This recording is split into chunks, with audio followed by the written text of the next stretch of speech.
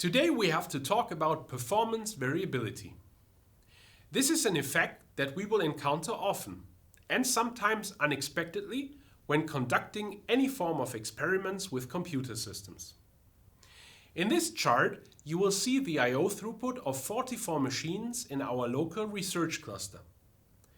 As you can see, the time to read and write a file from the local file system varies quite a bit between machines. The dashed horizontal lines mark the average read and write times, and quite a few machines are well above or below this average. This is performance variability that we observe here. What is surprising is that all these machines are supposed to be identical from the hardware and software perspective, as this is a centrally managed cluster. Why are they still behaving differently? Well, we do not always know. Modern computer systems are complex with many layers of hardware and software involved. Now the problematic part is if you want to measure a system on these machines that is I/O intensive, then your performance might depend on how lucky you are to get good machines or at least average machines. The difference between the best and the worst is apparently more than 30%. And think about a distributed system that uses multiple machines. You might experience so-called straggler machines that are just consistently slower than the rest of the pack, and that can cause issues. The net effect of performance variability is that you get statistical noise in your measurements when you try to repeat them. And this means you should not only run them once, because people might get different results even with the identical setup when trying to reproduce your measurements. So you always have to repeat experiments multiple times.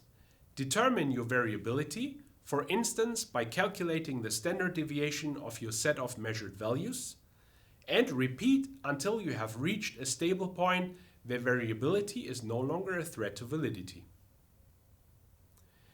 This is especially the case when you measure distributed systems because you have a network in between. And the network is shared between you and potentially many other users on the same network. In this chart here, we measured an experiment on a major cloud. And you can see how high the variability is. Just look at the light area, which is your confidence interval. The red dashed line is where you want to be. Low variability within 1% of error. In this case, even 20 repetitions still give you high variability and low confidence, because the individual measurements still differ substantially. You need much more repetitions to overcome this. Here you would want to have in the order of 60 repetitions.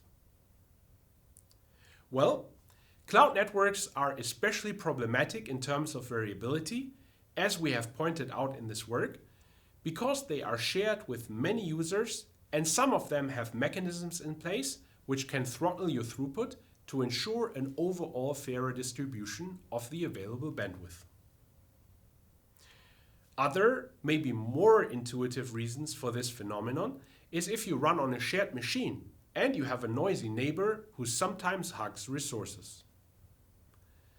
So you want to repeat your experiments often before drawing conclusions.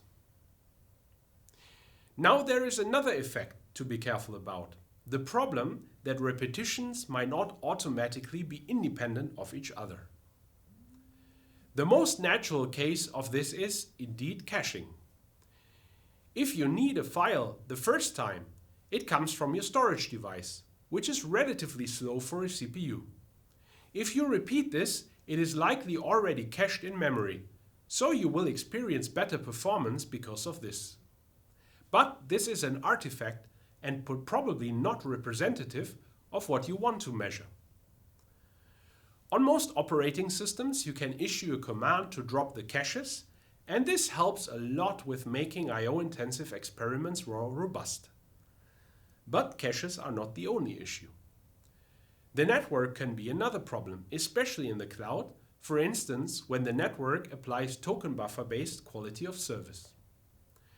Or if you measure a public service on the internet, your experienced performance might vary depending on how many people are awake and also using the same service. Because of all these effects, it is good practice to, for instance, randomize the order of your experiments so that you don't always create the same access patterns. Or to even run your repetitions on different days or at different times.